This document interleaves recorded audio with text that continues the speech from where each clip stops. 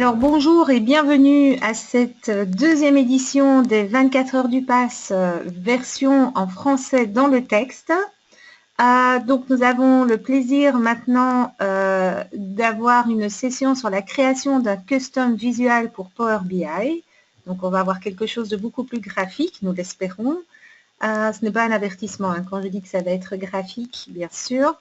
Alors, pour démarrer, avant de laisser la place à nos conférenciers, un grand merci à la communauté sans laquelle cet événement n'aurait pas été possible, à savoir les communautés de Montréal, de France et le Virtual Chapter, ainsi que le PASS, l'Association mondiale des utilisateurs de SQL Server et plus largement des plateformes de données Microsoft. Petite introduction technique pour ceux qui nous rejoindraient en cours de route, alors que ces 24 heures durent déjà depuis hier. Si vous avez des questions à poser, vous utilisez dans le module la partie questions. Donc, on se fera un plaisir de vous répondre. En fin de session, s'il s'agit de questions sur le sujet, pendant la session, si vous avez un vrai problème technique dans lequel nous pouvons vous aider, un problème technique, bien entendu, concernant le déroulement du webinaire et non pas le fonctionnement de votre lave-vaisselle. Vous pouvez également maximiser votre écran et jouer un petit peu là-dessus, bien que les speakers en général sont capables de gérer Zoom Meet. Autre chose, faites vivre la communauté sur les réseaux sociaux, donc utilisez le mot dièse, comme on dit, pour rester en mode francophone, ou le hashtag 24HopFrench, et n'hésitez pas à interpeller le PASS, le GUS et la communauté Dev de Montréal. Voilà, je pense que j'ai fait le tour de tous ces petits détails logistiques. Je vais donc maintenant immédiatement passer la main à nos conférenciers que vous pouvez déjà apparaître. Ils se sont coiffés juste avant. Là, ils sont tout beaux, tout enthousiastes. Et donc, je leur donne la main. Amusez-vous bien. Merci. Merci. Alors, hop, l'écran. Tac. Tac. Et juste regarder si c'est bien bon. C'est bon. Donc, non, c'est toujours pas bon. Hop. 100%. On voit ton écran. Hein. C'est bon? Parce que sur le retour, j'ai pas encore, je vois encore le tien. Mais bon, ok, très bien. Du coup, on va parler de création d'un custom visuel pour Power BI. Donc, avec Eman et Charles-Henri. Bonjour. Hop. Donc on a très peu de slides, hein, vous le verrez, on en parle tout de suite. Déjà on se présente. Donc tu veux te présenter en premier? Oui, complètement. Donc je m'appelle Ayman, je suis développeur Java principalement depuis maintenant 5 ans. Et, au cours de mes différentes expériences, j'ai eu l'occasion de travailler sur du JavaScript, sur différents types de bases de données, du relationnel, du NoSQL, mais toujours principalement sur les techno Java. Donc là, pour moi, c'est une découverte du monde de la BI. Ça a l'air très intéressant, très puissant dans la façon de pouvoir afficher facilement les données. Donc je suis agréablement surpris par tout ça. Maintenant, tout ce qui est développement, c'est autre chose, on va pouvoir voir ça ensemble. Voilà, et moi de mon côté, du coup, je suis plus la casquette Power BI, Data Microsoft, vu que je suis MVP Data Platform. Donc plus côté business intelligence. Et donc l'idée de ce duo, c'est un développeur, un consultant décisionnel, un consultant data, et voir un peu si on peut comprendre comment fonctionne cette partie custom visualisation de Power BI. Donc tous les deux, on fait partie de la société Scopit, qui est une société coopérative qui fait de la data Microsoft, mais pas que, qui fait aussi un peu de projets libres et de Java, apparemment. Donc c'est parce que tu ne savais pas faire du .NET que tu fais du Java. Donc on va avoir très peu de slides, comme je vous disais. L'idée, c'est de suivre un peu le tuto qui est proposé par Microsoft, mais qui est assez difficilement accessible de prime abord avec le peu d'explications qui est donné, et de voir du coup, de permettre aux personnes qui sont intéressées par faire du développement de custom visualisation d'éviter tous les plâtres qu'on s'est mangés en préparant cette session. Et il y en avait quelques-uns, en donnant un petit peu notre avis sur le sujet. Donc, on va commencer par les prérequis, c'est moi qui vais le présenter. Donc, installation de NPM, installation des certificats, jusqu'à la création d'un nouveau projet et de l'affichage dans Power BI Service. Ensuite, on va voir comment développer un bar chart from scratch, donc depuis un projet vierge. Ça, c'est Eman qui va vous le montrer à travers ce qu'il a déjà préparé pour vous et pas mal d'explications sur les composants du bar chart, basé sur D3JS. C'est ça. Et enfin, on va voir le packaging et l'utilisation de ce custom visual avec une petite astuce aussi sur le fichier Power BI qui peut vous être utile par la suite. Hop, alors, on commence directement par les démos. Donc, ça va se passer, ce que j'ai fait, c'est que j'ai monté une VM vierge. Comme ça, c'est impossible de tricher. L'idée, c'était de se dire, voilà, j'ai une VM vierge, comment ça se passe? Parce que ce n'est pas forcément non plus, comme je vous disais, super explicite, les éléments qu'il faut installer pour s'en sortir. Alors, sur cette VM vierge, première étape, télécharger Node.js. Parce que le composant custom visual que vous allez faire, il va tourner sur un serveur Node.js. Hop. On peut prendre soit la LTS, soit la current. Long term support, ce serait celle qu'on devrait vous conseiller. Alors moi, je vais vous conseiller plutôt la dernière. Pourquoi? Tout simplement pour éviter d'avoir à modifier la variable path, ce que vous êtes obligé de faire si vous le faites dans la V6, ce que vous n'êtes plus obligé de faire à partir de la V8 parce qu'il le fait pour vous. Et vu que je suis un peu feignant, ben, je vais faire plutôt celle-ci. Alors hop, donc 15 MO, ça se télécharge, une petite analyse antivirus s'il veut bien. Et voilà. Donc l'environnement, ça va être cette VM Hyper-V avec ce snapshot vierge pour cette install que je vais vous montrer. Et ensuite, Eman vous montrera sur cette même VM, mais avec un snapshot un peu plus récent qui contient déjà ces outils de développement, dont Visual Studio Code, qu'on va utiliser. Hop. Pas très véloce, ça, cette machine. Hein. Voilà. Donc Node.js, très facile à installer. Et normalement plutôt rapide. Suivant, j'accepte, hop, suivant.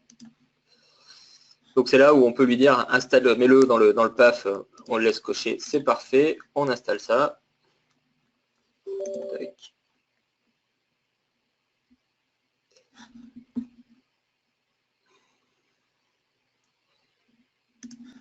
Ne vous inquiétez pas, on n'est pas loin du bout. Hop. Donc l'installation se termine. Ça, c'est ce qui va me permettre de lancer des commandes NPM dans CMD ou dans PowerShell. Alors moi, je vais utiliser PowerShell parce que je préfère. J'attends que l'installation soit finie. Comme ça.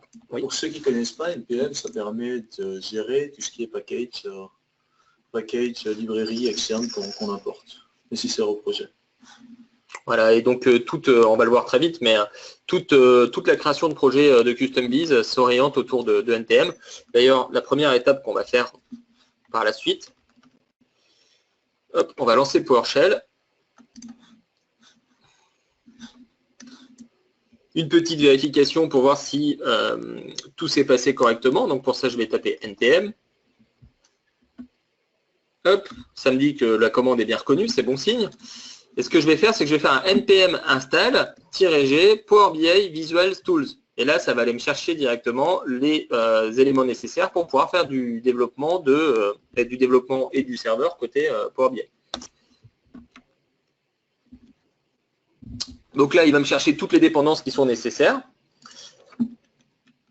Ce qui va me permettre par la suite de faire générer par ce petit module installé le template de fichier finalement qui va me servir pour mes développements par la suite. Exactement. Hop. Donc ça prend un petit peu de temps, hein, il y en a pour une petite minute. Par contre, ouais. Faites faire attention, dans PowerShell, lorsqu'on sélectionne du texte, ça a tendance en fait à bloquer le traitement, comme vous pouvez le voir. Donc il faut éviter en fait de faire une sélection et un traitement continu. Ouais, parce qu'on ne veut pas attendre 2 heures non plus dans une barre de progression. Donc notre session, c'est la barre de progression de PowerShell. Vous voyez, ça marche très bien. Donc là, qu'est-ce qu'il fait quand on installe qu'est-ce qu'il fait NPM? Donc là, en fait, NPM, il va aller récupérer à partir des différents serveurs les modules nécessaires au fonctionnement de Power BI Visual Tools. Et donc l'option "-g", elle permet d'installer ça de façon globale et non pas juste pour un projet. Très bien. Du coup, en parallèle, ce qu'on va faire, c'est qu'on va aller sur powerbi.com. Powerbi.com.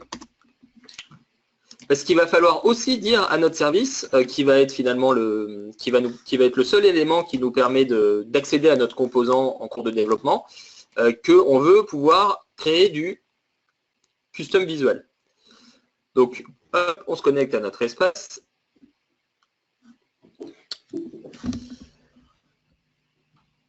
Ce qui est bien, c'est que ça évite comme ça de juste meubler en regardant une barre. Et donc le Power BI que vous voyez, c'est le Power BI en ligne, c'est un service, et c'est uniquement en fait cette version-là de Power BI qui permet de pouvoir de façon dynamique charger un composant en cours de développement et de pouvoir l'afficher. Donc du coup, on va aller dans paramètres et on va lui dire j'ai besoin d'utiliser le composant de développeur. Donc ça va dans développeur, activer l'élément visuel développeur pour les tests. À partir du moment où on a fait ça, quand je vais créer un nouveau rapport, je vais me mettre dans quoi? Je vais me mettre sur n'importe quel projet, là sur mon projet, rapport, créer, rapport. Quand on va créer un nouveau rapport, vas-y, mets-toi sur ce que tu veux, c'est pas très grave. Hop. On va avoir une nouvelle visualisation qui apparaît, c'est celle-ci, avec les 2 petites balises. Donc cette visualisation va nous permettre de se connecter à notre serveur Node.js qui va tourner quand on va lui dire de démarrer la visualisation et de présenter notre visualisation depuis notre serveur local. Et là, tout de suite, ça nous amène à une étape qui arrive.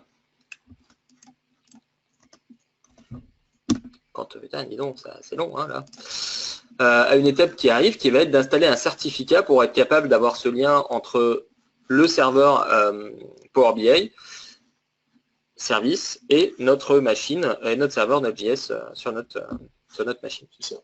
Parce qu'au final, on fait tourner un serveur Node.js sur notre machine en local qui est accessible en HTTPS par cette interface, par ce service de Power BI. Là, Olivier, c'est pas parce que ta session de tout à l'heure est finie qu'il faut prendre tout le réseau. Là, t'es parti sur quoi? T'as lancé des Azure Functions. Ah, voilà, c'est fini. Ouf. Alors, pour vérifier que ça s'est bien passé, parce qu'avec le temps que ça a pris, il faut espérer que ça soit bien passé, PBI vise. Et là, on voit que les gens de chez Microsoft ont beaucoup de temps libre, donc ils ont fait un magnifique ASCII art de Power BI, du logo Power BI. Tu n'avais pas remarqué, je suis sûr. C'est le logo Power BI, ça. Et donc ils ont beaucoup de temps libre, et maintenant, il m'a tout mis en jaune. Donc, c'est pas très gentil, mais c'est comme ça.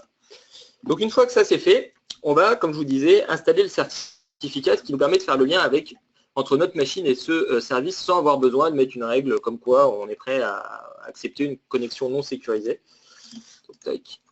Donc la commande, ça va être pbivise --install certificat. Là, ça va nous prompter à une petite fenêtre. On est confiant. Là, si les gens de la sécurité nous voient, qui ferment les yeux, on va leur dire sur l'ordinateur local, le certificat que je viens de te donner, tu peux me le mettre dans le magasin suivant, et le magasin suivant, si vous faites de la sécurité, fermez les yeux, vous le mettez dans l'autorité de certification racine de confiance. Donc normalement, on ne fait pas ça, hein, mais bon, c'est pas grave. On fait enregistrer, et le certificat est bien apporté dans l'endroit le plus sécurisé de notre machine. Alors là, ce qu'on a fait, c'est qu'on a donc installé les outils de développement et le serveur Node.js finalement pour faire des visualisations Power BI, et fait le lien, enfin installer le certificat qui nous permettra d'avoir un lien de confiance entre notre application Power BI service et notre machine locale. Une fois que c'est fait, on va pouvoir lui dire crée-moi un dossier, crée-moi un nouveau projet. Donc la commande pour créer un nouveau projet, hop, pbivise new test visual. Alors je vais peut-être pas le mettre dessus, je le mets là. Ouais, de toute façon on s'en fiche, le snapshot sera supprimé par la suite. Donc qu'est-ce qu'il m'a fait? Hop.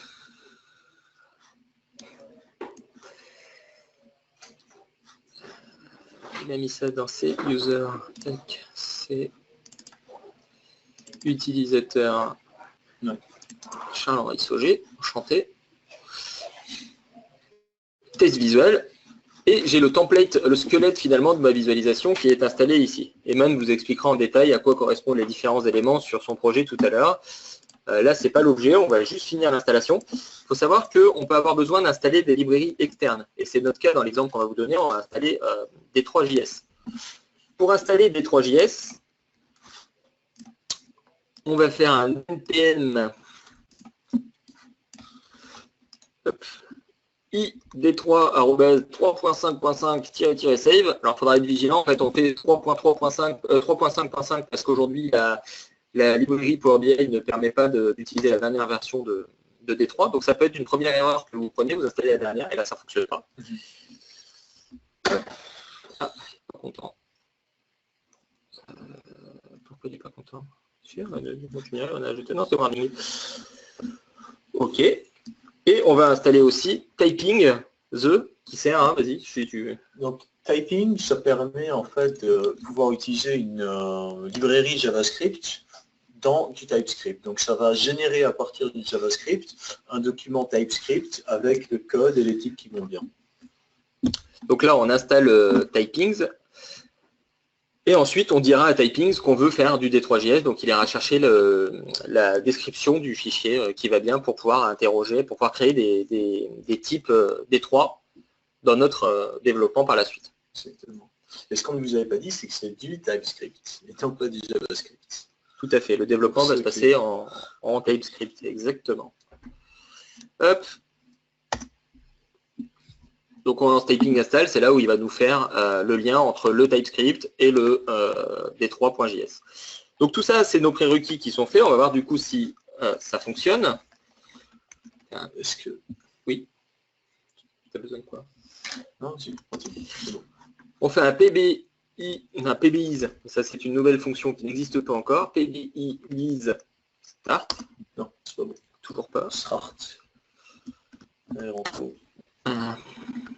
Et là, paf, il a vraiment un problème avec le pbis.json qui n'était pas chargé tout à l'heure. Pourquoi il me dit ça? Ah, je suis pas dans le bon dossier, vous me le dites pas. Tac.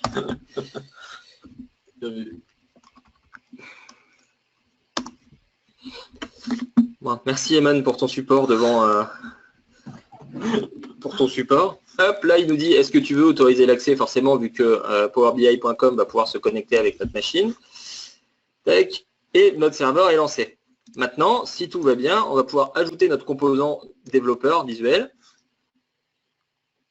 Et hop, vous voyez que le composant par défaut, c'est un update count, c'est un compteur qui se change à chaque fois qu'on fait une modification. Il est bien exécuté côté Power BI Service. Donc, premier élément, là, vous pouvez constater, le débugage, finalement, va se faire dans Power BI Service et pas dans Power BI Desktop. C'est pas possible, ce petit composant n'existe pas dans Power BI Desktop. Autre élément assez intéressant, si vous faites une modification sur les fichiers, le projet va être recompilé automatiquement et disponible en temps réel sur l'App Service, mais vous le verrez avec Eman tout de suite. Alors, c'est bon, j'ai oublié? Non, c'est parfait. C'est parfait. Hop. Alors du coup, je vais restaurer une autre version de la VM. Hop.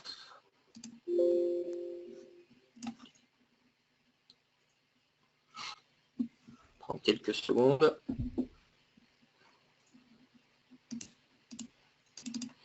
Tac.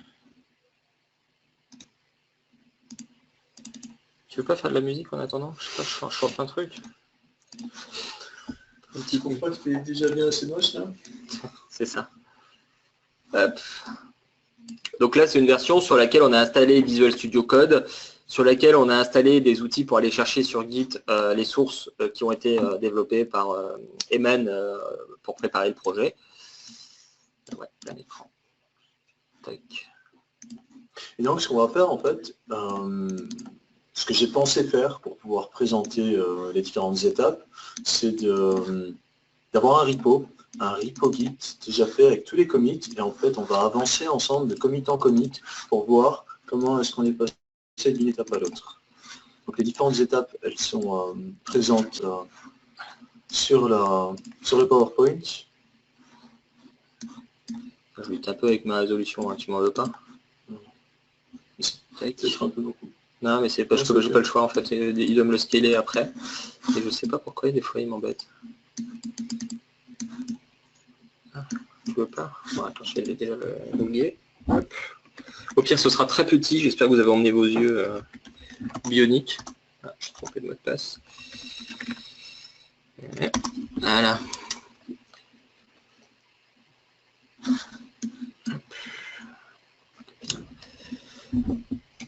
Donc les étapes que tu dis, c'est tu veux qu'on passe dessus?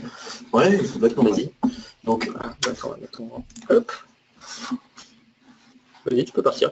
Donc on va partir en fait ce que Charlie a obtenu comme résultat après tout ce qu'il vous a montré. Et l'objectif derrière, c'est de créer un histogramme, un bar chart, et de présenter au fur et à mesure les différents éléments qu'on peut y ajouter. Donc on va commencer avec des données statiques, donc on ne va pas passer par un import des données, ça va être un tableau qui sera directement dans le code. Et ensuite, on va montrer comment est-ce qu'on peut rajouter des champs dans la zone d'ajout de data et les présenter dans l'histogramme, rajouter de la couleur pour les bâtons, montrer comment est-ce qu'on peut utiliser le Selection Manager de Power BI pour sélectionner un élément et voir comment est-ce que cet élément sélectionné sera pris en compte sur les autres Power BI qui seront autour et rajouter d'autres éléments visuels qu'on va voir ensemble. Donc pour faire cette présentation, je me suis appuyé sur un tuto donc qui est, dont le lien est présent tout en bas de la liste d'éléments. Je peux pas dessiner, c'est con. Question. Et donc, comme disait Charles-Henri, on est tombé sur pas mal de problèmes qu'il a fallu qu'on résolve. Donc, ensuite, vous pourrez, si vous le souhaitez, jeter un coup d'œil sur notre source d'inspiration.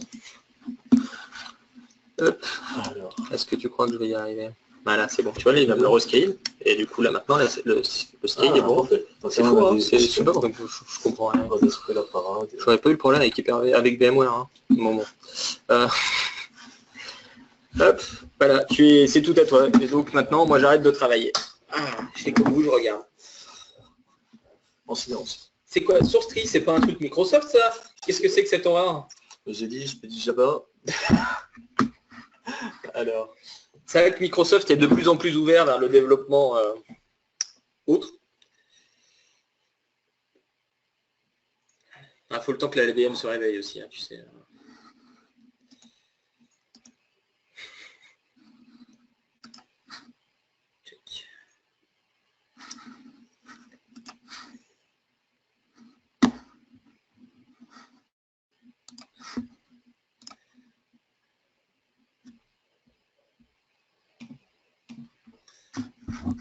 Alors du coup, on utilise Visual Studio Code parce que le template qui nous est fourni par Microsoft à la base de la création d'un nouveau projet est assez s'y prête pas mal parce que finalement c'est un dossier avec une structure très simple. Donc ce serait un peu dommage de mettre un point .sln au milieu de tout ça. Donc c'est pour ça qu'on a utilisé Visual Studio Code aussi.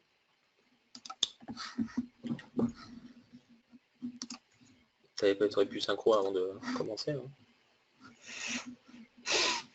Je pense que je l'avais fait. Ah bah du coup, ne fais pas perdre notre temps. Ça, c'est les développeurs Java qui veulent toujours montrer qu'ils ont des outils différents des nôtres.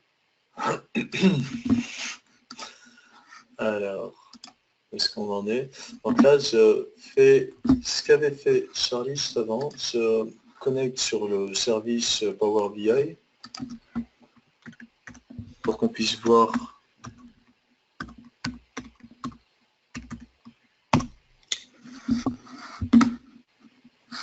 le rendu de ce que tu vas développer. Ce qui est déjà développé et de ce qu'on va analyser ensemble. Ok. Test déchet, tiens, c'est original, c'est quoi ça? Exactement. Donc en gros... Tu as mis une photo de nous dans un fichier et on va l'analyser. C'est ça, en gros, je ne savais pas trop quoi présenter en fait dans l'histogramme, et je me suis dit qu'on allait prendre des valeurs aléatoires, donner aux soi-disant déchets annuels en fonction de la ville dans laquelle on habite. Ça, voilà. je reconnais bien ton côté bobo hipster, attention aux déchets. Alors, on va lancer, on va se positionner sur le commit initial.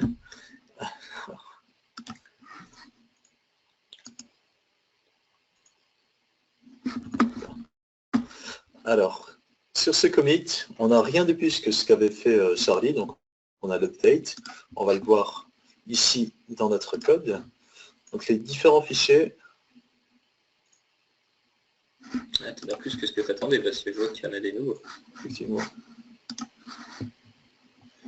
Sûr de ne pas vouloir installer TFS? TFS. C'est l'outil versionning de Microsoft. Je ne connais pas.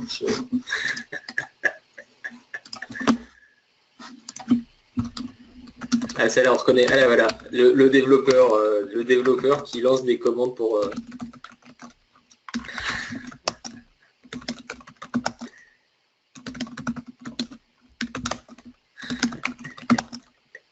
Ok.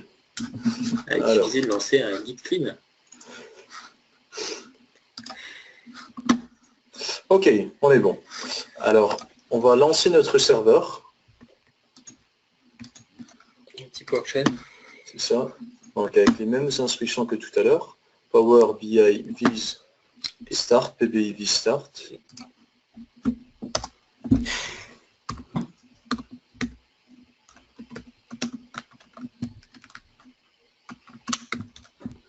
Hey.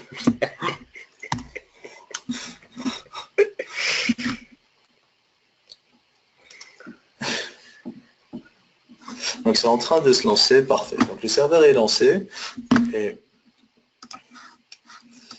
on va vérifier le résultat. Qui doit être le même que celui que j'ai obtenu. Donc là c'est sur le projet vierge, la première instance du projet qui est générée automatiquement par le projet. Donc voilà, donc à chaque modification, on voit que ça se met à jour. Tout va bien. Alors maintenant ce qu'on va faire, c'est qu'on va modifier le code pour mettre pour poser en fait la base de l'histogramme, du bar chart, avec les données statiques dont je vous ai parlé. Alors c'est ce que j'ai fait dans ce commit. Donc tout ça est disponible sur un repo GitLab. On vous fournira à la fin de la session le repo. Avec les slides, en fait, on mettra l'adresse du repo finalisé.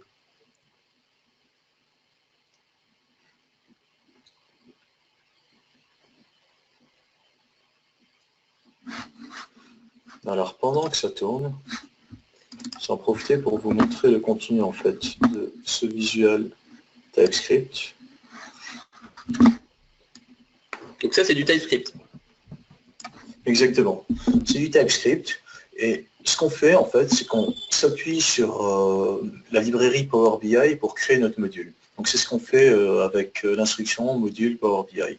Donc dans ce module, on a notre visual, notre classe visual qui est censée avoir le même nom que notre fichier et qui est référencé dans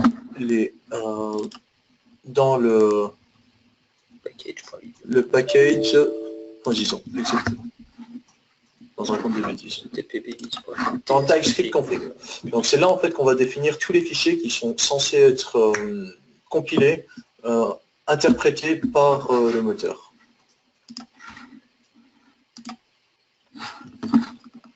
Donc dans notre visual, on a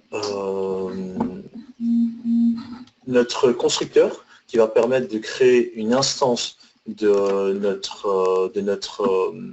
notre bar chart qui s'appuie sur la librairie dont parlait Charlie tout à l'heure, qui s'appelle D3, qui est en fait une librairie qui permet de créer des SVG avec du HTML, du CSS, et qui en plus permet de faire de la manipulation de DOM.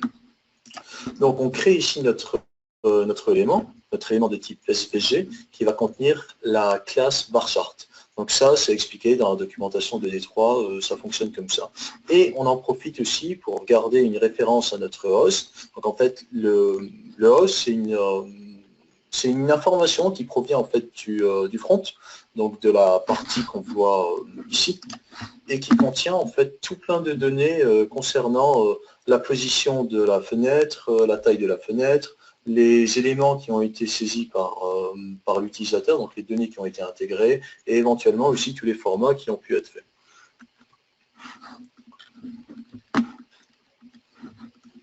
Donc une fois que le constructeur est défini, qu'on a saisi toutes les informations qu'il fallait pour créer le bar chart, on va s'intéresser à la méthode update. Donc cette méthode update, je n'ai pas pu vous montrer, il aurait fallu que je vous montre avant de passer sur l'autre comic. Mais en tout cas, dans cette méthode update, il y a tout simplement en fait le rendu qu'on va afficher. Donc c'est de l'HTML ou autre chose, si on s'appuie sur une autre librairie, qui elle aussi va envoyer de l'HTML. Mais en gros, ce qu'on fait, c'est que là, on s'appuie sur notre liste de points pour créer notre vue modèle et l'afficher en fait et le renvoyer dans le front. Donc comment est-ce que ce view model s'articule? Donc ce view model, il s'articule sur plusieurs objets qui ont été référencés ici. Donc on a nos différentes interfaces. Donc l'interface bar chart view model qui correspond à notre objet histogramme, et notre interface bar chart data point qui elle en fait correspond aux différents points qu'on va avoir, aux différents bâtons qu'on va avoir dans l'histogramme. Donc un bâton, il se caractérise par quoi? Par une valeur et par une catégorie. Donc la catégorie, c'est ce qui va permettre en fait de différencier les données. Donc d'afficher par exemple les valeurs par ville, les valeurs par personne dans notre histogramme.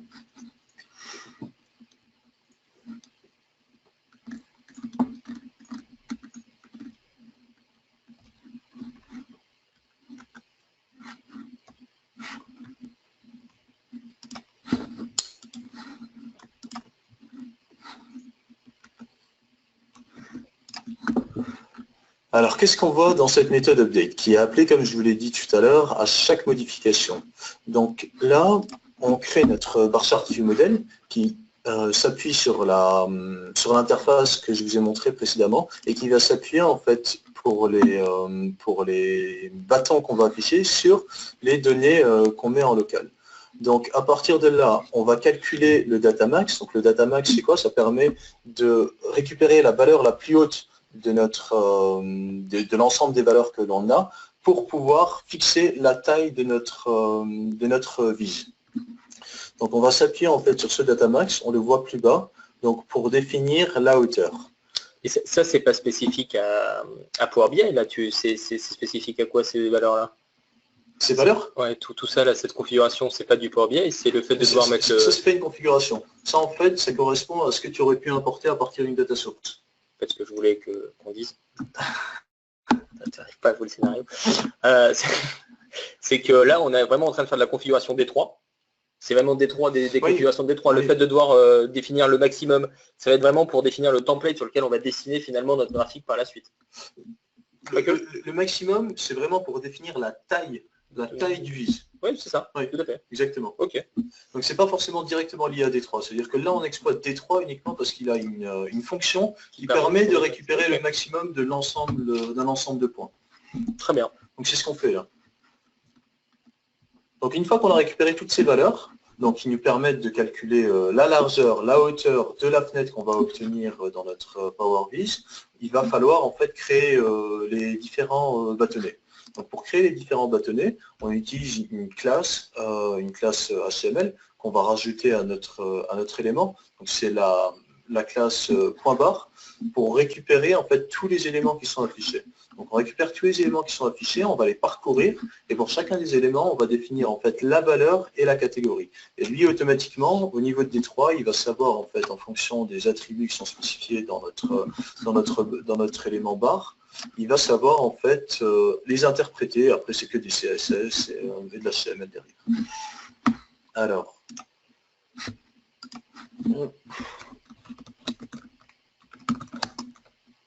on fait un npm install pour récupérer toutes nos dépendances. On est à jour et normalement il n'y a plus d'erreur et il est OK. Donc on va pouvoir observer le rendu. Et donc là, il t'a build directement, dès que tu as fait sauvegarder, tac, il t'a rebuild. Tout à fait. Charlie disait tout à l'heure que vous allez vous montrer en fait la puissance du moteur. Donc là, on peut voir qu'avant que je fasse mon npm install, lorsque je venais de lancer mon instruction PBIV start pour démarrer le serveur, et que je m'étais mis sur le nouveau commit, donc le commit qui contient notre histogramme avec des données statiques, eh bien il expliquait qu'il ne trouvait pas en fait le namespace D3. Donc il fallait qu'on fasse en fait un npm install pour récupérer les dernières dépendances, et à partir de là, il a fait automatiquement le build parce qu'il a identifié qu'il y avait des changements. Donc là, il a refait en fait le build et normalement, on a accès à notre élément. Tu peux cliquer sur les flèches si tu veux. Oh, il n'y a pas besoin. Il n'y a même pas besoin. Tu veux en faire un à côté? Ouais. Ah, en faisant refresh, je supprime. Je pense. Ah, il t'a pas... Non, normalement, il n'y a pas besoin de... Ah, il t'a pas pris le nouveau vide là. Non, c'est pas normal. Il est toujours pris. Ah, le petit effet démo habituel. Hein. Il y a un petit message là, c'est quoi?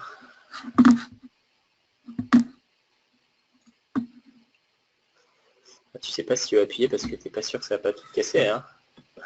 Il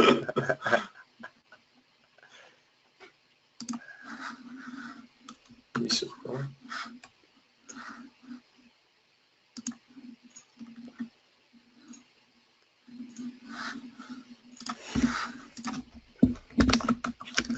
Bon, au moins, si vous n'étiez pas convaincu sur le fait de devoir utiliser TFS, maintenant vous voyez que ça marche quand même vachement mieux que...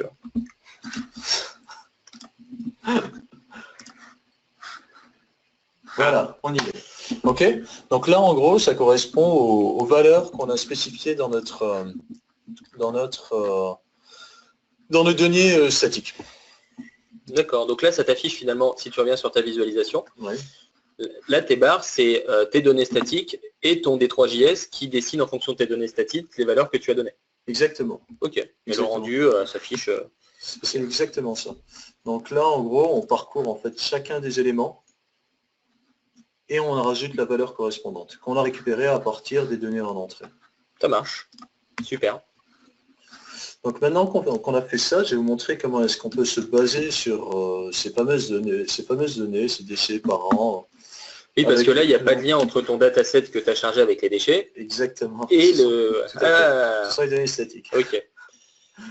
Alors, on va passer au commit suivant.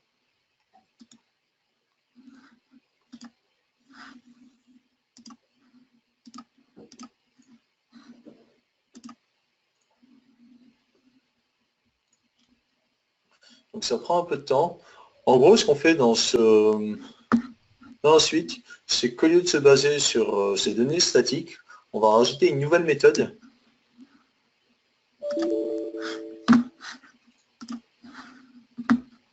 qui s'appelle Visual Transform, dont le rôle en fait est de transformer les données qui sont ajoutées par l'utilisateur via le dataset pour les mettre à la sauce data point. Donc qu'elles puissent être exploitées comme c'était le cas avec les données statiques. Donc là, on peut voir que dans la méthode update, où on s'appuyait sur les données statiques, eh bien, on a supprimé ces données statiques. Et là, on fait appel à cette méthode Visual Transform, qui, elle, passe toujours en paramètre l'option et le host, parce que c'est de là que viennent les informations qui seront ajoutées par l'utilisateur.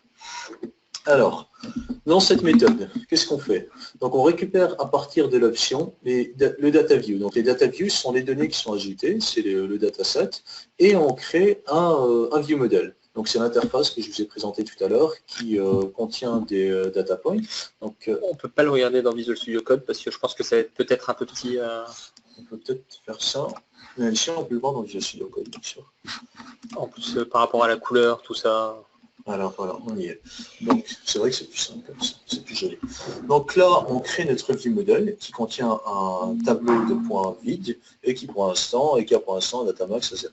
Donc on vérifie que les data views contiennent bien tout ce qu'on attend, donc les catégories et les valeurs qui vont bien. Et dans le cas où on n'aurait pas ces infos, ben, on renvoie rien du tout.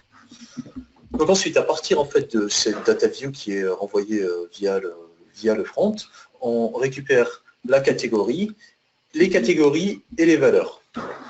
Et ces catégories et ces valeurs, ben, on va boucler dessus, récupérer, rajouter dans notre tableau de points la valeur et la catégorie, ce qu'on voit ici, et remplir ce dictionnaire. Donc ensuite, on renvoie au final ce qui a été produit par le static data, mais à partir des données qui sont envoyées via le front. Donc il y a un autre fichier que je vais vous montrer, c'est le fichier capabilities.json. Donc en fait, ça permet de rajouter de nouveaux éléments à la vise. Donc là, dans la vise, on a ici cette partie-là, cette section, où on peut rajouter différents champs. Donc, ces différents champs, ils sont ajoutés via ce data role. Donc, dans le data role, on va définir le nom qui sera affiché, ainsi que le type en fait de données. Donc, en fonction en fait du type de données, il va savoir s'il attend en retour une valeur numéraire ou s'il attend plutôt une chaîne de caractères. Et on rajoute en plus des conditions sur ce champ-là. Donc, c'est des conditions qui vont définir le nombre d'éléments qu'on peut rajouter dans notre élément.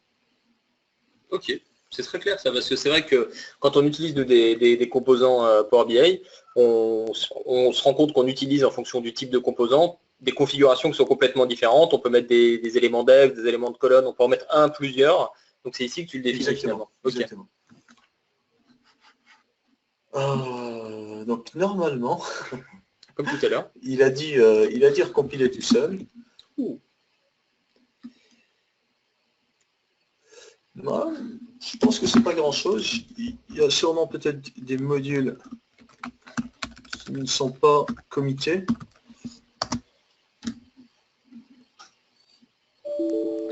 Toujours pas.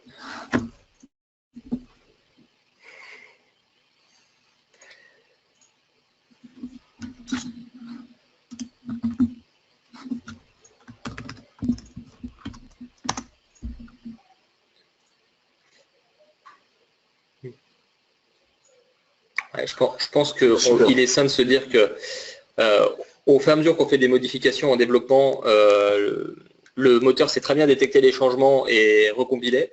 Par contre, quand on lui récupère une branche et qu'on la charge tout entière, c'est peut-être pas son truc. Peut-être que le problème vient de là, le fait de faire trop de changements, sûrement. En tout cas, heureusement, on peut continuer la démo. Donc là, on voit qu'il n'y a pas de bâtonnet qui s'affiche directement. Parce qu'il n'a pas les données pour l'instant. Parce qu'il n'a pas les données. Donc on a notre catégorie data. Il va savoir en fonction en fait du type de données en entrée directement où les placer. Donc là, ce sont nos déchets, donc c'est la valeur. Et c'est parce que tu l'avais typé en mesure. Exactement. Que là, il sait que vu que c'est du numérique, il va mieux le passer là que. Exactement. C'est exactement ça. C'est génial. Bah oui, complètement.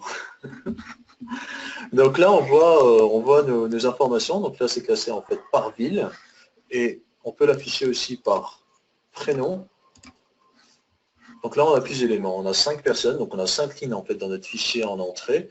Et pour chacune des lignes, on a la quantité de déchets produites, le prénom de la personne et la ville qui l'habite. Donc maintenant qu'on a vu ça, on va rajouter quelques couleurs à notre bar chart, parce qu'il n'est pas très joli. Je vais encore casser la compile. Non, oui. Une chance. Et ce qu'on va faire, c'est qu'on va relancer là. Un peu de temps. On va confirmer le truc du coup. On va confirmer.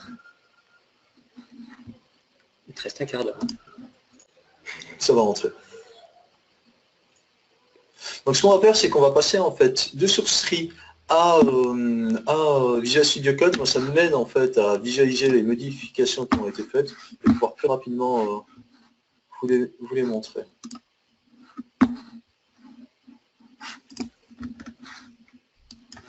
Alors là, ce qu'on fait, en plus d'avoir une valeur et une catégorie. Donc catégorie qui peut être le prénom ou bien la ville. On va rajouter un troisième élément, un troisième attribut à notre modèle bar chart et la couleur. Et qu'on va devoir remplir par la suite. Donc dans la boucle que je vous avais montré tout à l'heure, on récupérait à partir du front la valeur et la catégorie. On va récupérer également la couleur, et cette couleur en fait elle va être générée, elle va être récupérée aléatoirement en fonction en fait de la catégorie. C'est une palette qu'on récupère à partir du front. Là, vous le voyez ici, iColor palette qui est récupérée à partir du host. Je vais revenir sur Visual Studio, ce sera plus joli. Donc là, on fait appel à cette API, on récupère une couleur qui va être stockée dans le modèle view. Non, pardon, pas le modèle view, mais le modèle data modèle de notre point.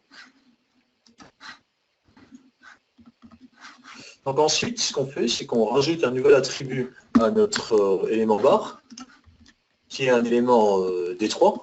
Et donc dans cet attribut, on récupère cette couleur qui est récupérée à partir de l'élément. Donc là, normalement, si on revient ici et qu'on réaffiche, est-ce qu'il a pris les modifs? Donc là, il a l'air d'avoir... C'était moins structurant. Tout à l'heure, tu as vraiment amené beaucoup de trucs. C'est vraiment beaucoup plus de modifications. Donc là, on voit qu'on a de la couleur. Ah, c'est bon. Bravo. C'est joli, merci. Donc maintenant qu'on a rajouté de la couleur, on va passer à l'étape suivante.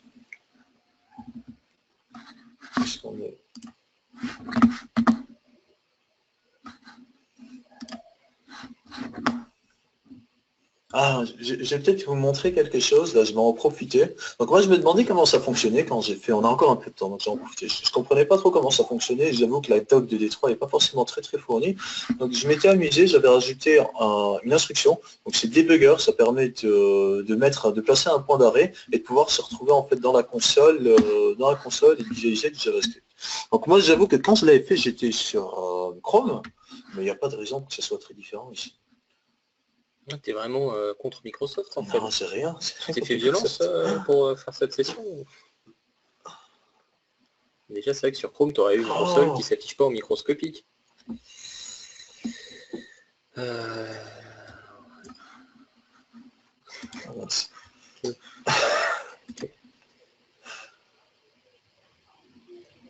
Est-ce qu'on... Je crois qu'elle est claquée. Je vais pouvoir la passer en fenêtre. Vous savez ce qu'on va faire? Je vais continuer. Et si on a le temps à la fin, je vais montrer ça. Parce que je trouve que c'est quand même intéressant quand il y a quelque chose qui ne fonctionne pas, qu'on veut comprendre ce qui se passe en interne. C'est assez intéressant de voir la manipulation du DOM et le JavaScript qu'il y a derrière. On va continuer. Et on va refermer cette console qui a l'air de faire tomber ailleurs. Non, ça a l'air d'aller. C'est bon. Bon. Parfait. Parfait, donc on va continuer. On est sur une VM qui n'est pas super grosse, ça va. Donc là on le voit là on le voit, vous voyez, on le voit. Donc il s'est arrêté en fait sur l'instruction debugger. On voit qu'il est bloqué et pour continuer en fait il faut maintenir F5 et pour passer au pas détaillé F11. Ok. Alors ce que j'avais envie de voir quand je m'étais placé en fait ici, c'était de voir comment est-ce qu'il allait boucler à l'intérieur et comment est-ce que pour chacune des barres, pour chacun des éléments, il récupérait les valeurs à partir des datas qui lui étaient fournies. Donc là, si on fait un pas à pas détaillé,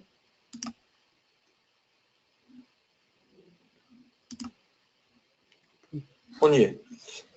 Alors, il y a la fonction.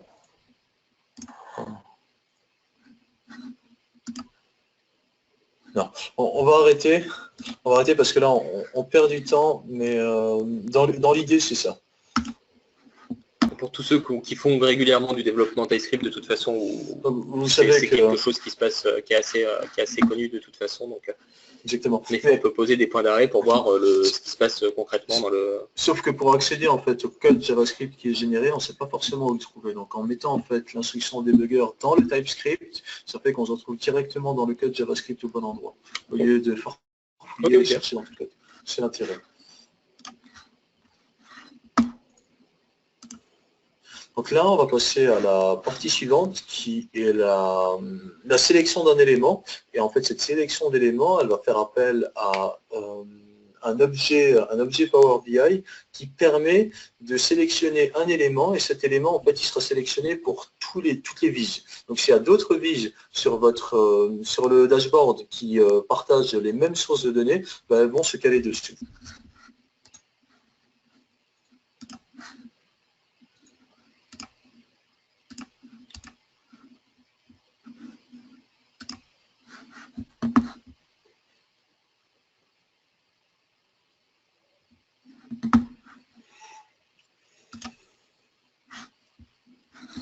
C'est en train de charger. Est-ce que lui... Oui, il a pas l'air mécontent. Ça a l'air d'aller.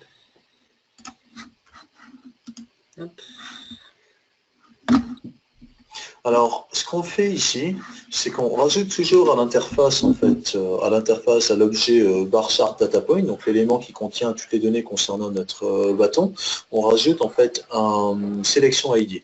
Donc le selection ID, c'est un objet Power BI qui va permettre d'identifier de façon unique notre bâtonnet. Une fois qu'on a fait ça, il va falloir enrichir en fait ce sélection ID.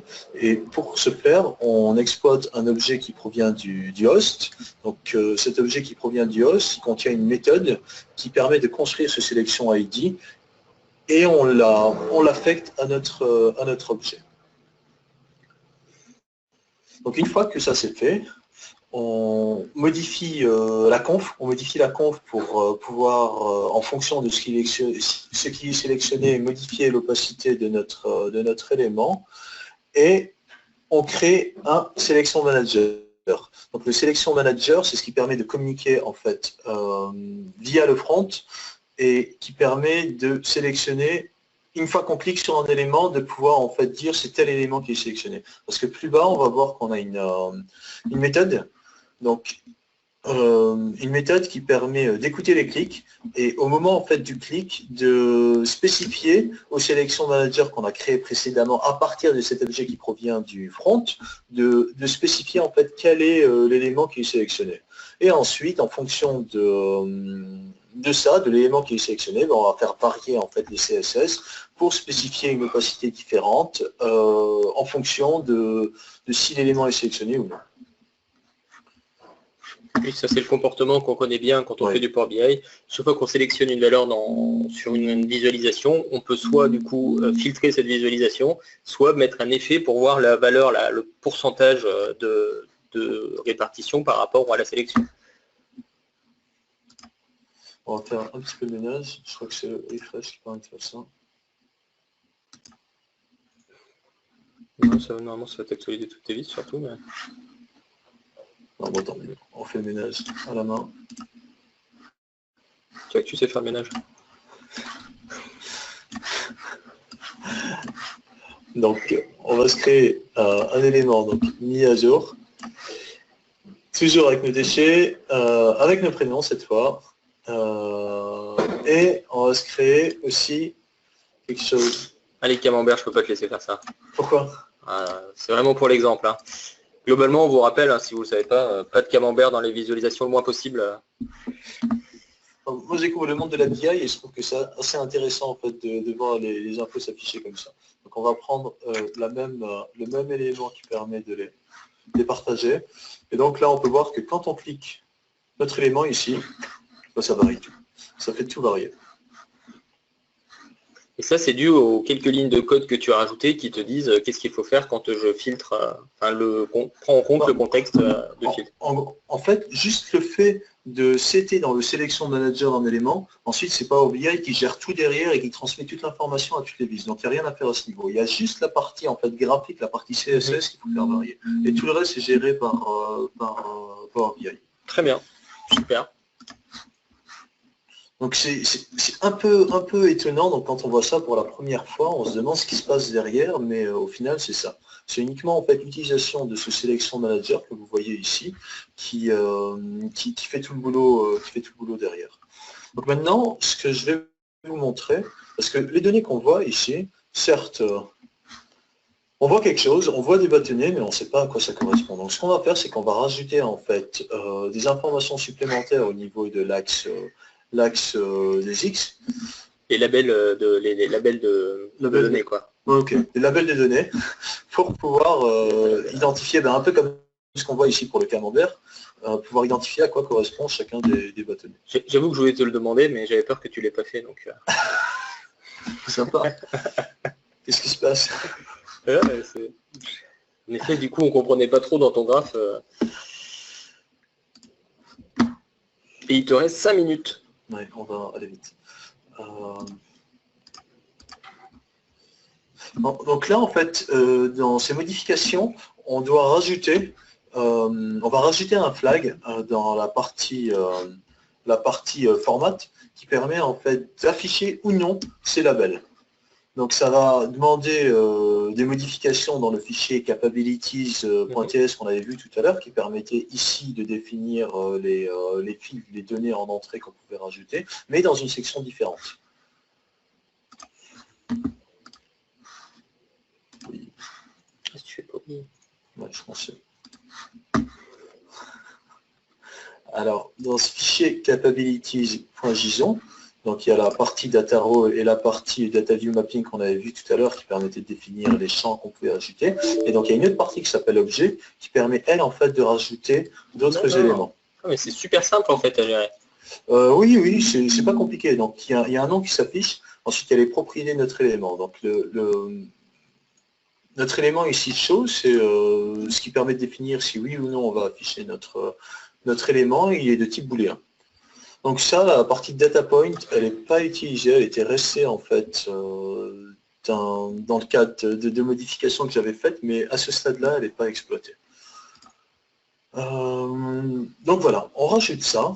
Une fois que ça c'est rajouté, il va falloir traiter en fait ces informations au niveau de notre méthode update qui se trouve dans VisualTS. Donc ici, on va repartir dans SourceTree pour voir exactement ce qui a été modifié. C'est beaucoup plus simple pour moi. Donc là, dans le capabilities.ts, c'est ce dont je vous parlais à l'instant. Et dans le VisualTS, qu'est-ce qu'on fait? Donc dans le VisualTS, on rajoute, donc pour gérer plus facilement. Donc ça, c'est uniquement en fait pour faciliter un peu la lecture du code et la répartition du code. On rajoute en fait une interface pour gérer toute la conf qui est liée à notre bar chart. Donc on rajoute ça, on l'a défini dans notre interface bar chart donc dans l'interface de notre histogramme. Et ce qu'on fait plus bas, c'est qu'on crée dans notre constructeur, on rajoute notre élément dans notre constructeur avec les valeurs par défaut. D'accord, donc là ce que tu dis c'est que dans ton défaut setting, tu as mis le enable axis à false. Exactement. Et ensuite tu vas dire je peux le changer. Exactement. Et ça en fait, et la méthode en fait pour le changer, on va s'appuyer sur ce qu'on a défini dans le capabilities.json pour, en fonction de ce qui a été sélectionné par l'utilisateur, faire varier l'affichage. Super. Exactement. Donc ici, on a notre bar chart setting qui s'appuie sur une méthode. Donc getValue, en fait, ce qu'on a fait, ce qui était préconisé, c'était d'utiliser, en fait, au lieu de rajouter une méthode à chaque fois un peu bâtarde pour récupérer l'information de notre objet qui provient du front, parce que c'est en fonction du choix de l'utilisateur dans le front qu'on va définir ce qu'on va faire dans notre code. Et bien, on a rajouté une méthode, un utilitaire qui permet juste en fait de parcourir l'objet et de pouvoir récupérer notre information. Et si jamais il n'y a pas d'information, d'utiliser la valeur par défaut qui est fournie. Et on a modifié bien sûr le tsconfig pour rajouter en fait cet objet qui soit lui aussi. Super, c'est super clair ça aussi. Voilà. Et donc là ça retourne la valeur qui a été sélectionnée et ça met à jour ce setting. Exactement, on passe en paramètre ce qui provient du front et on récupère en fait la valeur. Donc ensuite en fonction de la valeur, en fonction en fait de si c'est coché ou non, on a d'autres traitements qu'on va faire. Donc ça, ce sont les valeurs liées directement à notre axe. Donc c'est D3 qui gère ça aussi avec la taille, la largeur des différents éléments et tout ce qui va bien. Et ce qu'on fait, donc la partie intéressante, donc là on fait pareil. Donc on récupère, donc en fonction de ce qui est seté en fait ce qui est récupéré du front, on va afficher ou non l'information. Donc if l'axe des X est sélectionné, alors on le rajoute, alors on rajoute la marge pour pouvoir remonter l'élément. Donc ce qui est intéressant en fait, c'est ce enumerate objet instance, en fait c'est lui qui va tout gérer. C'est-à-dire que lui en fait, là, il va se baser en fait sur le capabilities.json pour remonter l'information en fait dans le front. Ok, tu nous montres ce que ça donne? Oui, je vous montre ce que ça donne. Alors, on va devoir s'arrêter, sinon c'est Isabelle qui va t'arrêter, je préfère t'arrêter moi parce que j'ai une voix plus douce qu'Isabelle. Donc là, il n'est pas content parce qu'il faut qu'on recompile, tout simplement. Ouais, vous avez plus beaucoup de temps. Ok. On vous donne un délai de grâce de 5 minutes. J'essaie de suivre le temps, hein, mais... Alors, ok, on est bon. On montre juste la vise et on est bon. Ce que ça donne.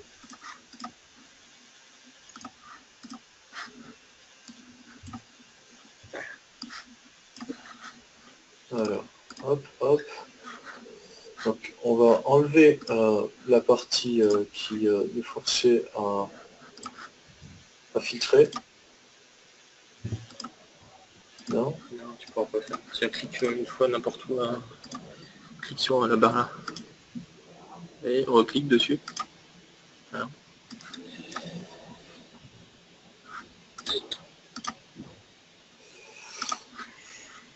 Donc là, si on sélectionne notre élément, on peut voir que dans la partie format, il y a un nouvel onglet qui permet d'activer ou non génial. le label. Ok, super. Bon. Du coup, je devais montrer la partie package, hein, cochon. Packaging. Hein, ok, bon, c'est pas grave. C'est rapide, je peux montrer rapidement en fait la partie packaging. Ah, Isabelle, elle va pas être d'accord. Hein. On a plus de temps, Isabelle? Dis tout de suite que je suis mauvaise là. Je me permettrai pas. Pour la partie packaging. Il faut 2 minutes. Alors, d'accord. Voilà, il suffit de demander gentiment. Super. On écrit donc PBIVIS package. Exactement. On fait entrer. Et donc, ce qu'il va faire, c'est qu'il va créer en fait une archive qui va être directement déposée dans le répertoire distribution de notre projet, dist. Et cette archive, je vais laisser Charlie... Ah, vas-y, parle pendant que ça. Donc vous verrez quand vous récupérez le code source du projet, vous allez voir qu'il y a 2 étapes supplémentaires. Donc des étapes qui permettent de choisir dynamiquement la couleur de nos bâtonnets et une autre étape qui permet de rajouter des tooltips sur les bâtonnets quand on survole avec la souris. Donc c'est assez clair. J'ai pas installé Power BI Desktop, donc je vous le montrerai pas, mais en gros, on a en effet un PBIVIS qui est généré. Il faut savoir que ce PBIVIS, on peut l'intégrer du coup de la façon classique de comment vous récupérez des custom vis d'habitude. Ce qui est intéressant de savoir, c'est quand ils sont intégrés dans votre PBIX, dans votre fichier Power BI Desktop, vous pouvez vous en servir, c'est fini, le projet est réalisé. Et vous pouvez renommer votre fichier Power BI Desktop en .zip, décompresser le Power BI Desktop pour récupérer des fichiers et récupérer le source code des custom components dedans. Donc c'est pas caché. Donc tous les custom visualisations que vous ajoutez dans Power BI, vous pouvez récupérer leur code source depuis le fichier final. Et voilà. Bon, on vous demande pas si vous avez des questions parce que sinon on va se faire croquer. Oh, tout de suite. Bon, merci pour votre temps. Tu me fais passer vraiment pour une affreuse créature. Tu as raison. Mais écoute, je vais être encore plus cruelle. Je vais simplement dire, mais il n'y a pas de questions. C'est parfait. Mais voilà, non, c'est simplement parce que des gens qui attendent ce webinaire, enfin qui assistent à ce webinaire veulent probablement aussi aller peut-être au suivant. C'est pour ça qu'on ne veut pas se permettre de trop tarder. Voilà. Mais en tout cas, merci à vous, c'était super, c'était clair, il y avait plein de belles choses à voir. Et j'espère que tout le monde aura ce qu'il faut pour s'y mettre ensuite. Voilà. Merci. Merci, à bientôt. Merci, bon courage.